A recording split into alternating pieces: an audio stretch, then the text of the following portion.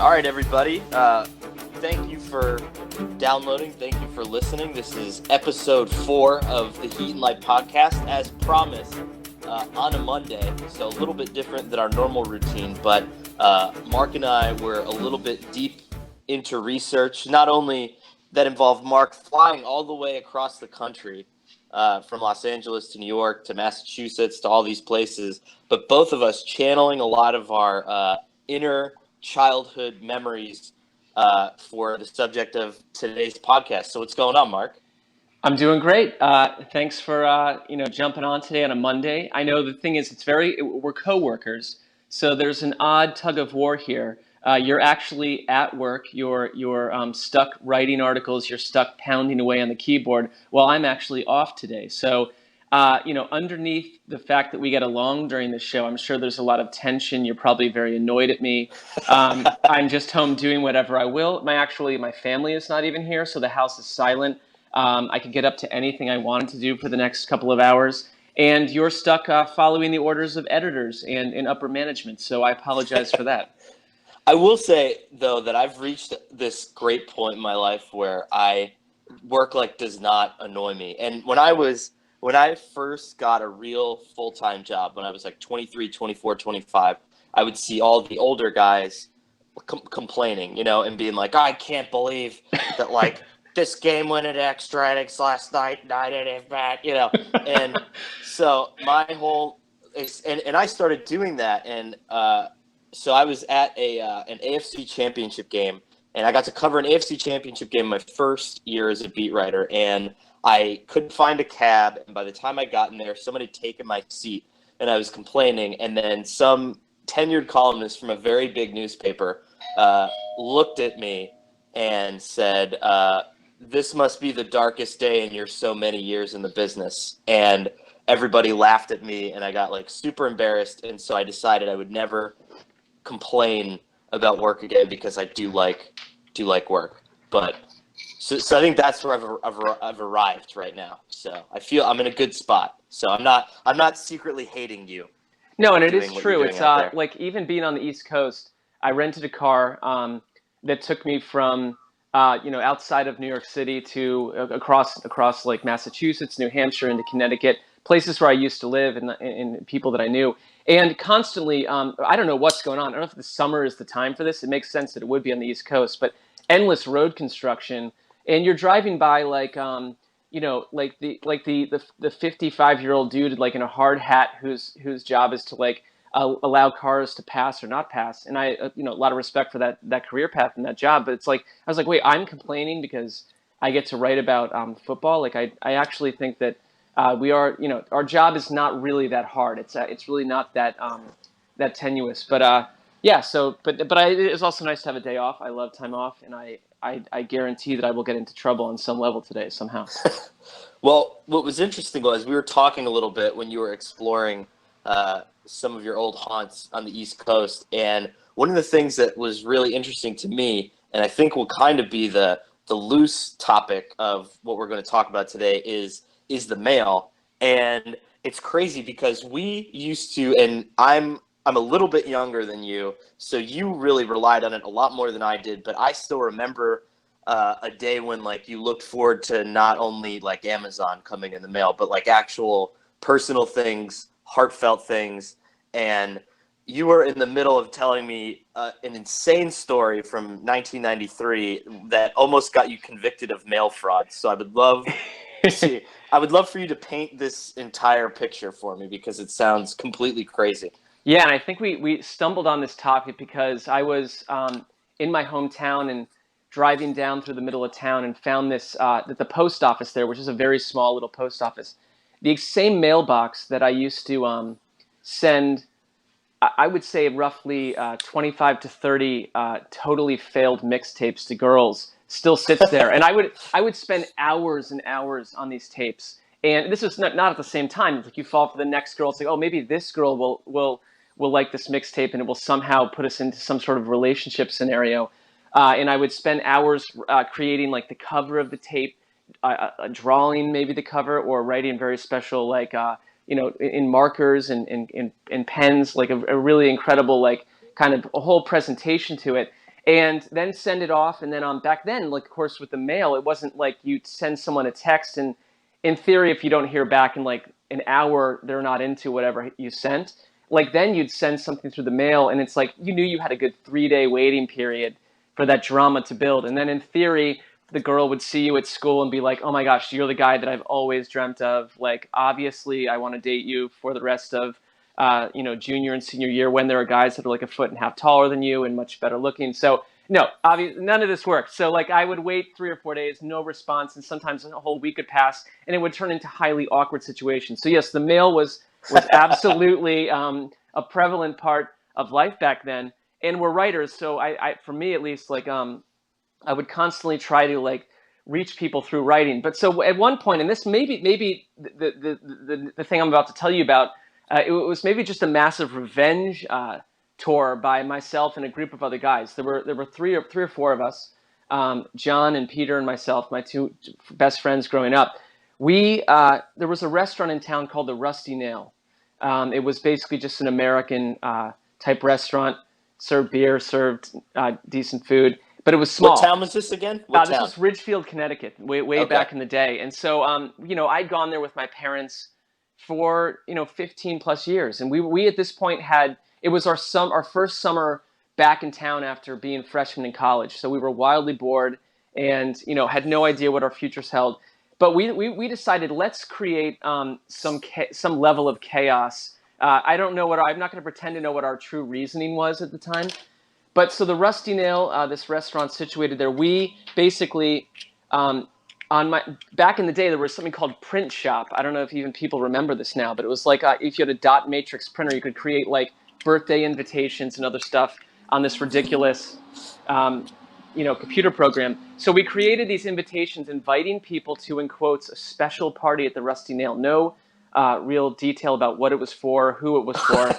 And we put them into envelopes. We sent out 200 invitations, 199 of them to women, ranging in age from like about 14 or 15 to about 55 or 60. So it included like our whole like universe of like the moms that we knew and every girl that we knew from like the classes below us. And then we invited one guy. So 200 people, 199 women and one man named Mike Frank. And we sent these out. My friend actually worked at the local church called St. Mary's. He had some sort of, I believe his girlfriend actually worked at St. Mary's. So here's where it got tricky. We didn't have money for 200 stamps at the time, although that seems like it would have been a very small cost. Or we just simply were lazy. And he said, listen, I'll stamp these at St. Mary's. His girlfriend's name at the time was Molly. He said, I'll have Molly just run these through the automatic stamp machine. And so 200 letters, 199 to women, 1 to a man, got put through the local church's stamp machine and then all dumped into the mailbox, the same one I just mentioned in our town, at the same time, and off we went. So anyways, like to make a long story short, like 2 or 3 days pass, and I intentionally did not invite my mom because I wanted to we really like very, very specifically targeted certain people and not others. And my mom, because I wanted to see her response on the phone, she was on the phone for hours with her friends who were all invited, and she was very downtrodden that she was not invited to this party. So I thought, well, this is great. In the end, I'll use that as blackmail when she says this was the wrong thing to do, this wasn't a good thing. She actually wanted to go to it.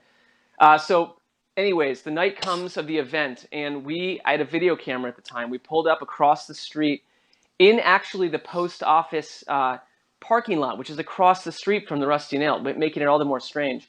And we put a video camera into the car and positioned it just to basically stage the front of the restaurant and watch who would show up. And we got out behind bushes to kind of quietly see. And as cars started to assemble, a couple girls got out, girls that we knew that we invited. We saw a girl's birthday party actually took place. This one girl, Sue, that we knew, invited with her dad probably about 15 girls. They all went to the Rusty Nail that night based off these invitations for their birthday party. And we thought this is the prank of all pranks. And then all of a sudden, though, a reporter from the town newspaper came scurrying across the street. And I knew her because she was friends with my mom, but she was also a reporter. And I thought, oh no, what's this? And she was with a man. And the man, of all things, was an undercover police officer. No. Yes, they had noticed us behind this bush, and so they immediately nabbed us, brought us into the police station, and the owner of the Rusty Nail was actually away, so his very frantic, confused, and angry lower manager of the restaurant had to deal with this 3 days of people. People had been calling the Rusty Nail for 72 hours, being like, "What's this special party?" Like blah blah blah. He was treating it like it was some sort of terrorist threat. And so when we got into the police station, they grilled us for hours and hours, and the police chief was gone. So it was this undercover cop and someone else. Basically, they somehow figured out, and I don't remember how, they somehow figured out that we had used the like an automatic stamp machine from St. Mary's. They could track it, and that's when they said, "This is mail fraud. You guys are college students. You're all you're all over the age of 18, and you've used a church's mail fund to send this ridiculous prank out to people. You're going to come back to this town during your college year and do hundreds of hours of community service." And we thought, oh my God, this turned ugly. But at the police station, of all things, all these women that we invited and the one man, Mike Frank, showed up to the police station. And the man, Mike Frank, was telling the officers and telling the owner of the Rusty Nail, if you if you actually file charges on these young men, we will never eat at the Rusty Nail ever again. And so it got really sticky, because in the end they're like, these are good kids. And it's like, I mean, we were obnoxious. We probably weren't good kids, but they somehow stuck up for us. So the last footnote to this, the police chief showed up. He came back from his vacation. We had played football with his son in Pop Warner. And he basically said, listen, this is absurd. I'm dropping all charges. We found this out weeks later when we were back at college. And all charges were dropped, and the thing went away. But the headline from the local reporter in the newspaper was, for the Rusty Nail restaurant, was pranksters get nailed. So that's it. That's the story. I mean, it was we sort of danced with a strange. Mail fraud at the age of 19 was not something that I think my parents were hoping would happen to me. So you were named in the article. You were named in the article. Absolutely, yes. Yeah. Because the reporter called me up, and I actually provided quotes and stuff about why we did what we did. And the thing is, I don't remember why we did it, but there you go. It's amazing to me that. What was the size of this town? Was it a big town? No, it was about 20,000 people at the time. So everyone knew everyone. So this thing was sort of set people abuzz a little bit, like that. I like the idea that the party was sort of I don't know, were people treating it as an exclusive thing, or wow, and I think how did your mom? Absolutely. Go ahead. Yeah, no, absolutely. Because it was my mom, for instance, I had to call her from the police station, and they had actually gone out, because so many of their friends were invited and some weren't. They actually tried to kind of unify the group and say, we're going to go out to a different restaurant and eat dinner tonight. So all these ladies that they tried to show some of our friend group was not included. So we're going to band together, and they went out to this other restaurant, and I had to actually, I knew where it was. So I had to actually, from the police station, my one phone call was to that restaurant to get in touch with my mom to come pick me up at the police station.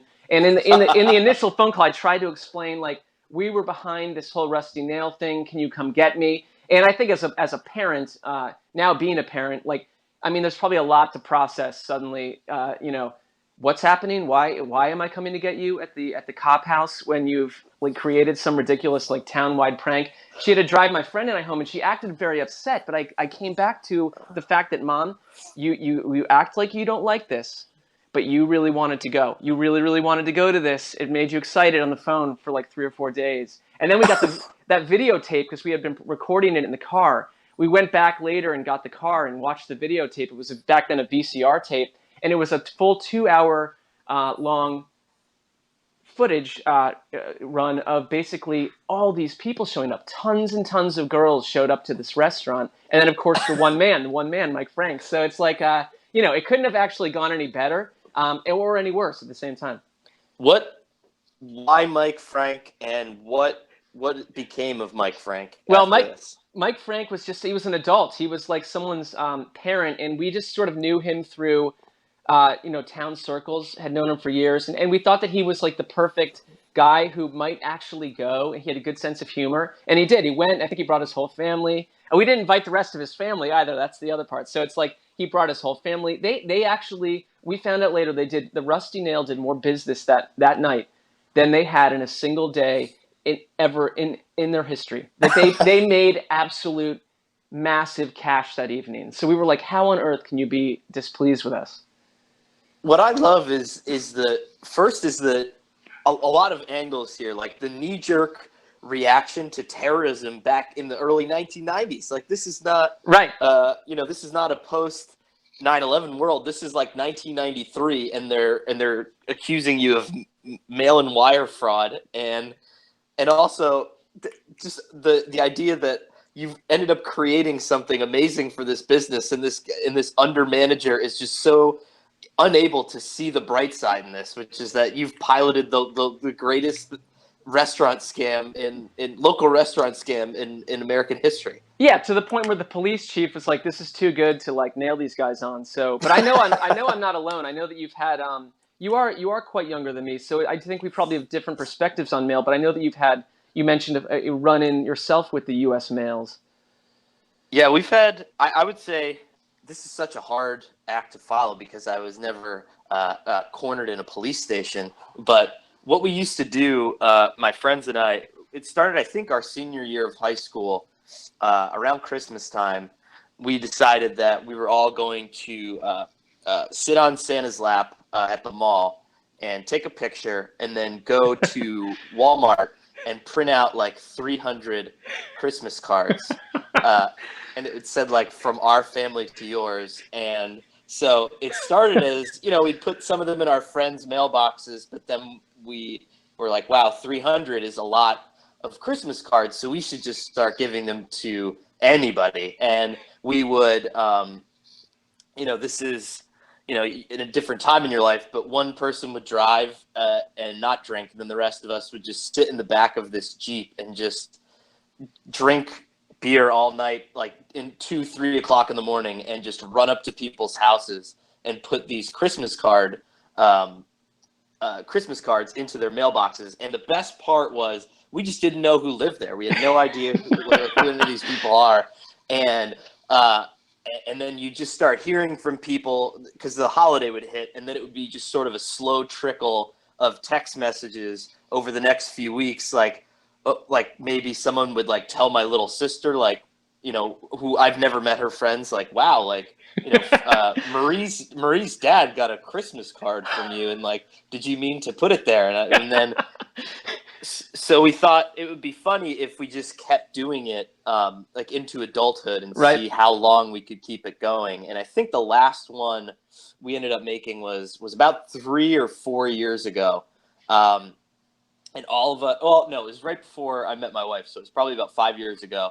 And we all went to Target and bought adult-sized hoodie footy pajamas, and we found in this local like community center, there's this very rustic fireplace setting, and then we dragged in a Christmas tree and we all laid underneath it, and someone took the picture, and then we just sort of left that as our goodbye to this sort of, because then at that point we'd all, I think that next summer we had all gotten jobs and were adults, and then some of us started like getting engaged and stuff, so we're like, we should probably stop doing this, and because it would freak out our wives. But we had years where we actually snuck into a Baptist church near us, had a live nativity, and we took our pictures with all the animals without any like attendant. There were no like professional handlers there, and we were just with these donkeys and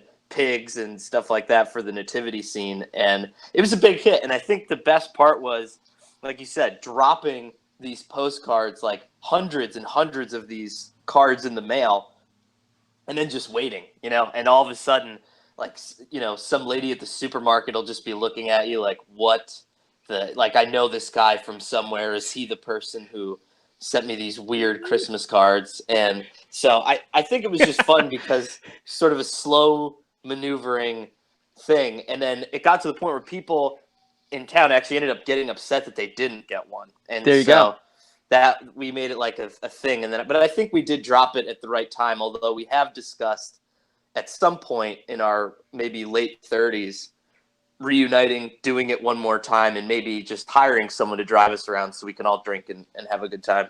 That is a fantastic story, and I love the fact that this occurred year after year, and it started to become something that, like, it was obviously, like, when you talk about sending it to, like, the father of, like, a friend of your sister's, like, could there be a more awkward, like, pairing for a Christmas card? But then he starts to want it. He starts to want it year after year. So we had Yeah, a thing. everybody. We had a thing called experiments in mail. Well, I would, like, when I was in college, like, you know, when you're in this, everyone's like, oh, college is like the best 4 years of your life. Well, for me, it was definitely not. And I had made such good friends growing up that, like, I found myself just kind of wanting to hang out with them all the time instead of these people I'd met in college. And I just certainly was not on any level, like, adjusted. I was a mess. And so, like, transferred multiple times, went to like 3 schools in 3 years to start the whole thing, and my parents were very concerned. But, like, I would just use the mail endlessly to, you know, the same way that you would send, like, a drunken text. There's certainly, for me, where, like, I have like 5 beers in me. I'm 21. I would buy postcards, tons of postcards, and I would go to a bar and, like, write in crazy stuff on a postcard and send it to a friend without a return address. So the mail system would not know who it would come from. But it'd be things like, I remember sending things to my friend, like, nothing more than in block letters, like, the Iran consulate is ready to strike, and then mail that out. And I would not tell him it's coming. I would even talk to him on the phone about other things, you know. And then I'd send in, like, I remember one I wrote down here. I remember sending somebody, it was like a date. It was like November 12th, 93 will mark the end of soft American society as they know it. Or things like Eastern Illinois will be reduced to salt on the evening of March the 9th. And so I thought, I just wanted to see, it was my experiments in mail series. How, like, because obviously if you're a postal worker, and our good friend Chris Wessling was one for years, like, are you reading this stuff? Are you in any way, like, mindful and trying to track, like, wait, this seems wrong. Let's take this up a notch, put it up the ladder. And honestly, I would debrief with friends, like, later in the year, and they would not get probably 3/4 of these. They would Really? not. They were not delivered. And it's, especially when you're saying something like the Iran consulate is ready to strike. Like, I really wanted to see, like, does that just glide through the mail system? And it did not. It got picked up, and I don't know if they ever figured out where it was coming from. They obviously knew it was coming from my city based on the stamp on it, but I never got in trouble for it. But it must have been at some point collected and you know, reviewed by someone. So, you know, they were looking for nefarious stuff out there for sure. Can you imagine how many questions that this podcast is answering? Like, just imagine if everyone in your hometown, everyone in my hometown, and I guess now that you've added this latest story, just a few members of the Central Intelligence Agency, like, how many questions this would answer just for a few people? Just like, oh, okay, it was some drunk 21-year-old from his college dorm room just writing insane messages to people across the country. Right. But you could. Do you think about that now? Because I think that the first story you told is sort of, like, innocent enough, and it was very small town. But this involved different various world governments, you know, potential terroristic threats. Did you think of how much trouble you could have possibly gotten into? No, Yeah. it's a great question. And you have to, like, think about the fact that, like, I'm old enough. This was like 1993, 1994, 1995. And honestly, I think even no one would have considered it a threat. And it was probably, even in that time, playful. I mean, maybe not if you're in the Central Intelligence Agency and you see this, it would be concerning. But at the same time, like, the fact that, like, these postcards continue to go to what I love, though, was that I was not framed. If you're my friends who are receiving these, their addresses, their names, their information were all very evident. So, like, my 2 or 3 best friends were all, like, getting targeted by these insane, like, you know, drunken postcards, and they're the ones that are being monitored, not me. So I thought this works beautifully. It was a very convenient prank for myself to pull at the time. What you said, the one about Iran? Do you remember any of the other ones that come to mind? No, because I mean, I mentioned the other one where it's like, Eastern Illinois will be reduced to salt. I remember just writing like very specific, like parts of the country, parts of the nation will suffer. And, but I mean, most of it, honestly, here's what I would do. I would write like 15 of these in like a tavern and then put them in the mailbox. And then when I'd wake up in the morning, I'd have no idea what I'd sent. And believe me, they were not all political. Some were ridiculously, some were very dirty. Some were, it was just like someone with too much free time on their hands. And so I would occasionally, it's funny because the ones that were, I would say, more of a dirty nature, those would all get through. Those were the third that got through. The ones that wouldn't were the ones that were, very deep political accusations and terrorist level messages. So yeah. I have to say that sort of restores my confidence in pre-internet security. Right, I think so. Yeah. Yeah, I think that they were kind of doing their jobs. That makes me feel a lot better, actually. I like that. No, I think that we were, before we got out of here, we today you can't do anything more than 140 characters. I used to write, I don't know about you, but I used to write long, long letters to friends, especially to girls, like incredibly insane, like 9-page letters handwritten. Now you can't do anything that's more than 140 characters. It must be short and you must capture people's attention quickly. We were going to write a letter to each other, I believe.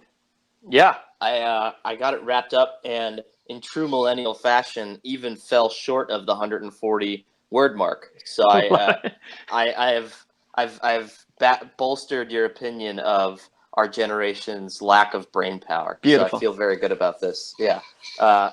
Do you want to start or do you want me to start? I think let's start with you. Okay. This is actually, so I was following your journey back to LA after we started talking about what we were going to do the episode on this week. And I saw these amazing drawings that you had done at the airport of Mark Hamill. Right.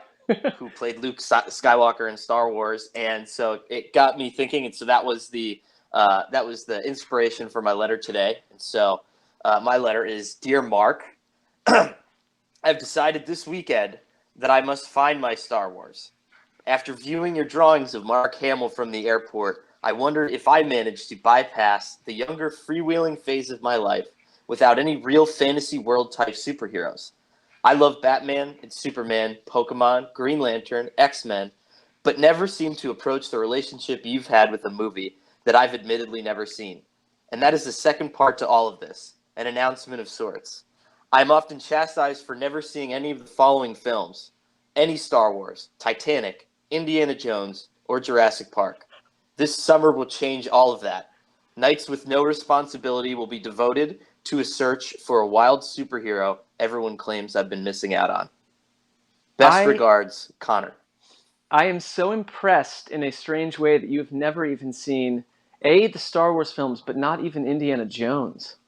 And I think it's a weird conversational wormhole to get into because the Star Wars thing, it just sort of happened. Right. I wasn't of that generation, and then I think it was kind of at a cold period where not a lot of stuff was happening with it. So I just sort of missed out on it. And then people say, I can't believe that. And then once I say Indiana Jones and then Jurassic Park, and then everyone just loses their minds and accuses me of being some sort of not child of the late 80s, early 90s. So I felt like I missed out on all that. So I decided I'm going to sort of reboot mentally and see if this is something that's for me. Yeah, you have like the same film watching capacity as like the Unabomber, essentially. Like you went totally dark on U.S. major cinema for an incredible period of time. It's what's so odd, and I love that letter. What's so odd is last night, came home, like no one's here. There was the food, when they're all on vacation, they went up to see my wife's parents. Like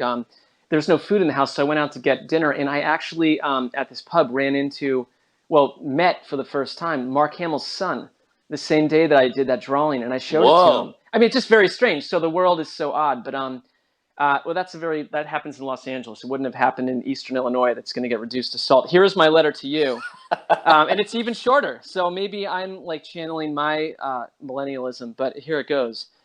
It says, Dear Connor, I have left the eastern rim of the United States where beautiful robots have taken over the factories where humans once toiled, and where the once blue sea now teems with glorious metal warships. I will live forever now in the western forest and build a master plan to overtake the synthetic armies that tore down your New Jersey homestead.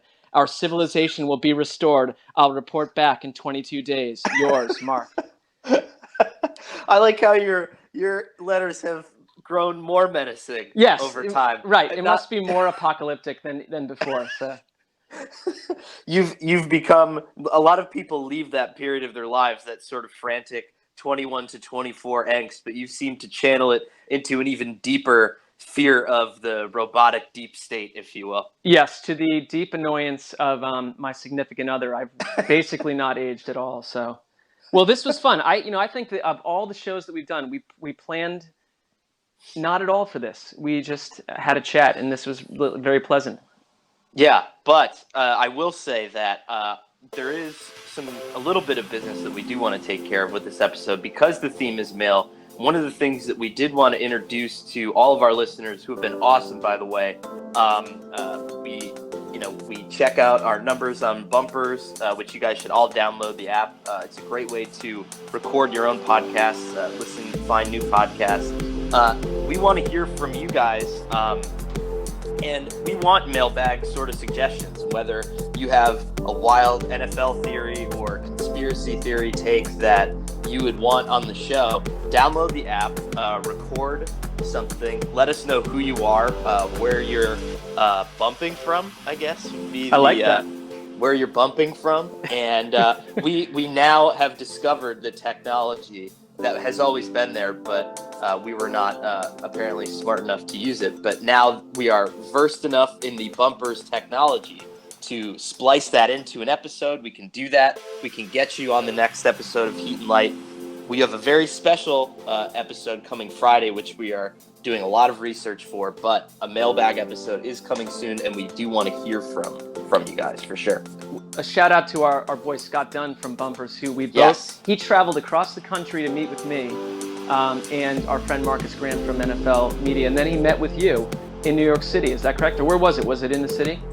Yeah, got to venture into the city, meet with Scott, and my mind is blown. This is like a totally cool thing. So I'm totally excited that we're involved with this. I am too. So I guess we will meet again on Friday. It's been fun, my friend. Yeah, you too. I'll talk to you later. All right. We are out. Have a nice day. Goodbye. Goodbye.